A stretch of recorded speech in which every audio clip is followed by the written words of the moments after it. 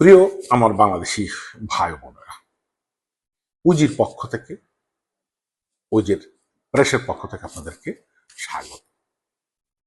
এবার আমরা আলোচনা করব আজ 15 তারিখ, শুভ দিবস।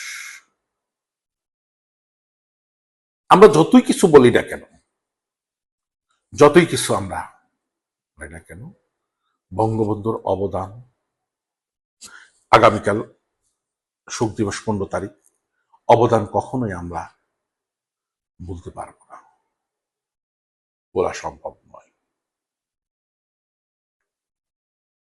যদি বঙ্গবন্ধু শেখ মুজিবুর রহমান যদি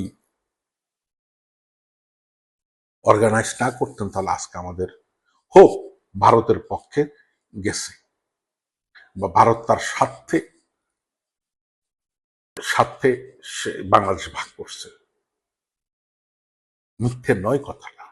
কিন্তু পাকিস্তান আমাদেরকে কতটুকু হেল্প করছে, আর যারা পাকিস্তান পাকিস্তান বলে শেষ করতেছে, এই জন্য দায়িত্ব আমরা না পারছি, তার সাথে না পারছি আমরা আমাদের স্বাধীনতা রক্ষা করতে। আমরা তো, ভারত তো বলে নাই ভারতের কাছে গিয়ে যে দালালি করার জন্য, না, বলে নাই।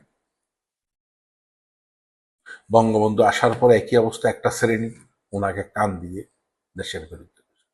আপনারা পারবেন না, কখনো পারবেন না। কারণ শহীদ প্রেসিডেন্ট জিয়াউর রহমান উনি অস্বীকার করেন নাই বঙ্গবন্ধু, এমনকি দেলার হোসেন সাইদি সাহেব,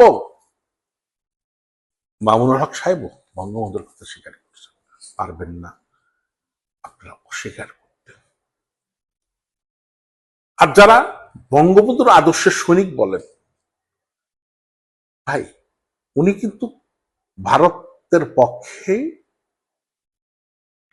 স্বাধীনতাটা অর্জন করেন। আপনারা 71-এর যুদ্ধ বলতে আপনারা ভারতের খুশি হয়ে যান, আপনারা ভারতে যাই বসবাস করুন, চেতনা বিক্রি না করে। বঙ্গবন্ধুর জন্য সবচেয়ে বড় জিনিস হলো এখন দোয়া করা, মাগফিরাত কামনা করা।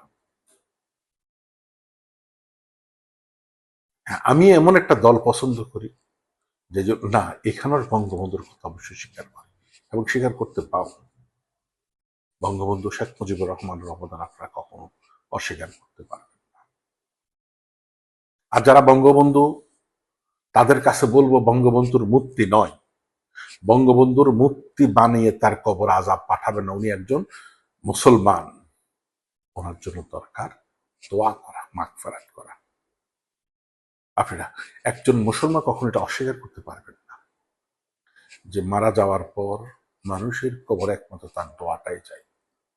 তাই প্রত্যেক ব্যক্তিকে আমি, হ্যাঁ অনেক কথা আসে, কিন্তু পারিপার্শ্বিক কারণে, বিভিন্ন কারণে আমরা, আমার পক্ষে বিভিন্ন বিস্তারিত আলোচনা, কারো দোষ কুটে আলোচনা করা সম্ভব না। আমার এইটি হলো আপনাদের কাছে বঙ্গবন্ধুকে নিয়ে টানা হেঁচড়া না করে, শহীদ প্রেসিডেন্ট জিয়াউর রহমানকে নিয়ে টানা হেঁচড়া না করে, যারা মরে গেছে তাদের জন্য দোয়া করা।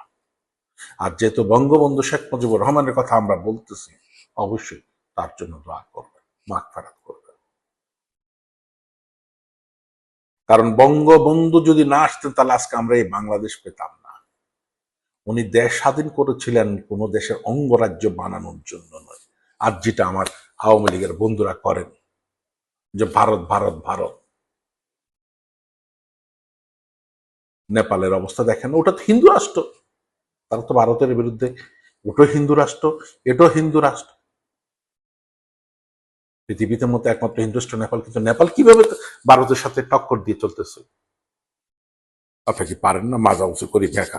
বঙ্গবন্ধু তো সেটাই চেয়েছিলেন। ওই বঙ্গবন্ধুর মাগফিরাত কামনা করি আজকের মতো।